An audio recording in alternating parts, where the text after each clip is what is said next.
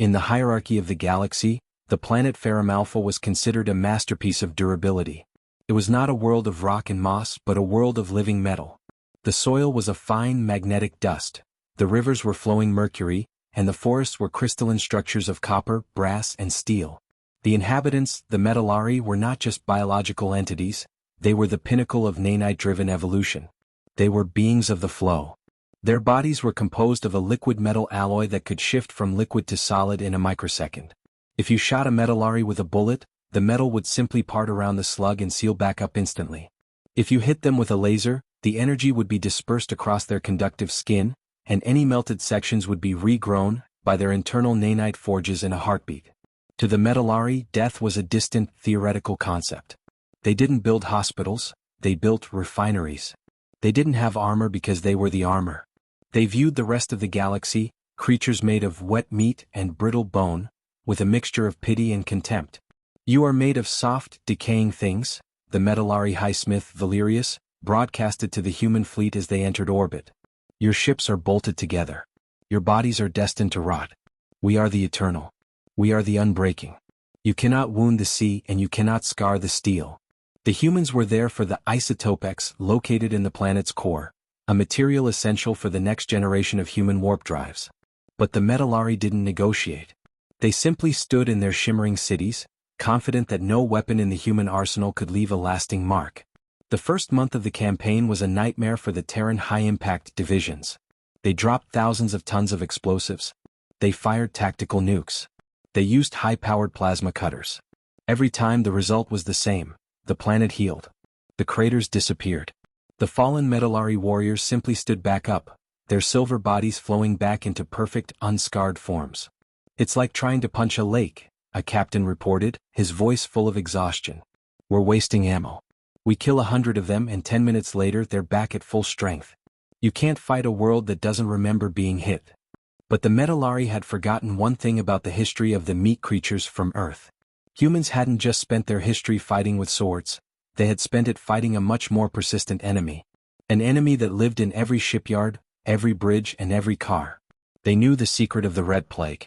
Colonel Sarah Rustbucket Vance was called in from the Venusian mining colonies. She didn't look like a soldier, she looked like a chemical plant manager.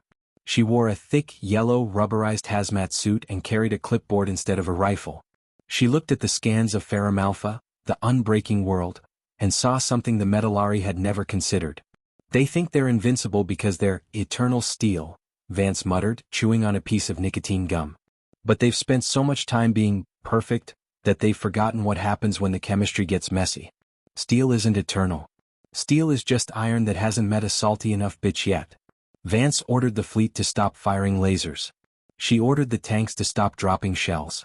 Instead, she brought in the brine carriers. The Metallari watched in confusion. "They have stopped the fire," Valerius signaled, his liquid silver face forming a mocking smile. "They have realized the futility of their rage. Now they spray the air with water and white dust? Do they think to wash our world?" It wasn't just water.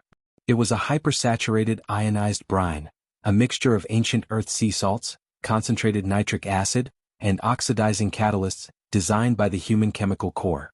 It began as a thin, white mist. It settled on the copper trees. It coated the silver skin of the Metallari warriors. It seeped into the magnetic soil. At first, nothing happened. The Metallari laughed as the salt rain fell. But then, the chemistry of the universe took over. A Metallari warrior, standing guard at the gates of the Silver Citadel, felt a strange sensation. For the first time in his life he felt an itch. He looked down at his arm.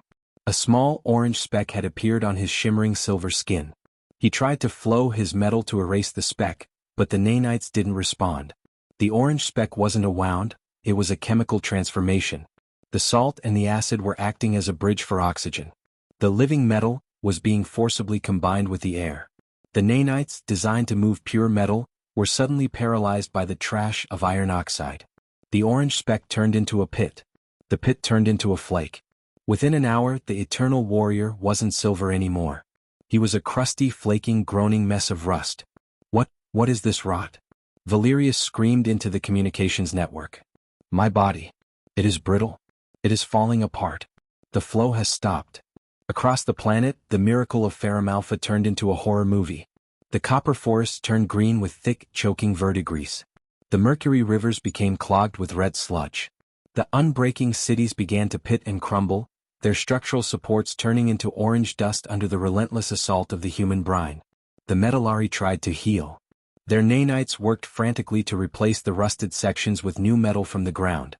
But the humans were prepared. They didn't stop the rain. They increased the pressure. Every time a Metallari tried to grow a new limb, it was instantly coated in the salt acid mist, turning it to rust before it could even solidify. It's the gospel of momentum, boys? Vance shouted over the radio, her voice crackling with triumph. Not every bullet has to be fast. Some bullets just take their time to eat you from the inside out. Keep the sprayers hot. The meat creatures finally moved in. They weren't using pulse rifles. They were using high-pressure acid hoses and massive industrial sandblasters. They walked through the crumbling orange ruins of the Metallari civilization, literally hosing down the gods, until they dissolved into puddles of corroded filth. Highsmith Valerius was found in the center of his palace. He was no longer a flowing, majestic being of liquid steel. He was a static, pitted statue of iron oxide, his once beautiful face frozen in a silent scream of crumbling rust. One of his arms had already fallen off, shattering into orange flakes on the floor. Colonel Vance walked up to him, the rubber soles of her boots squeaking on the rusted floor. She tapped his chest with her clipboard. A large chunk of eternal steel fell off and turned to dust. "You said we were destined to rot," Vance said, checking a box on her form. "And you were right. Everything rots. But we humans? We've been living with rot for a long time. We know how to manage it. You were so arrogant about being unbreaking that you forgot how to handle a little salt." She turned to her crew. "Start the isotope extraction. And someone get me a fresh pack of gum. This air smells like a junkyard." The conquest of Ferrum-Alpha was the most complete victory in the history of the Empire of Inertia. The humans didn't destroy the planet, they simply oxidized the opposition. The living metal was no longer a threat, it was just a massive pile of raw materials waiting to be processed by human refineries. Humanity had proven the ultimate chemical HFY truth. You can be made of the strongest alloy in the universe. You can have nanites that heal every wound. You can be as eternal as a star. But if you have a chemistry, you have a weakness. And humans are the masters of the dirty fight. We don't need to break you if we can just wait for you to fall apart. This has been Apex Sci-Fi. Keep it dry. Keep it clean. If you enjoyed this corrosive victory over the metal aliens, hit that like button. Comment below.